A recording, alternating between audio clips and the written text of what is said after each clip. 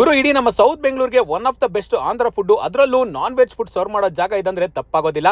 ಬಿಸಿ ಬಿಸಿಯಾಗಿರೋ ರಾಗಿ ಸಂಗಟಿ ಮೇಲೆ ನಾಟಿ ಕೋಡಿ ಕೂರ ಹಾಕೊಂಡು ತಿಂತಾ ಇದ್ರೆ ಮಜಾನೇ ಬೇರೆ.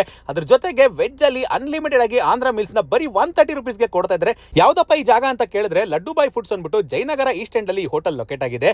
ಮೊದಲಿಗೆ ನಾವಿಲ್ಲಿ ಟ್ರೈ ಮಾಡಿದ್ದೆ ಬುಲೆಟ್ ಚಿಕನ್ ಜೊತೆಗೆ ಗೀ ರೈಸು. ಬುಲೆಟ್ ಚಿಕನ್ ಹೆಸರು ತಕ್ಕಂಗೆ ಸ್ಪೈಸಿಯಾಗಿ ಸಖತ್ತಾಗಿತ್ತು.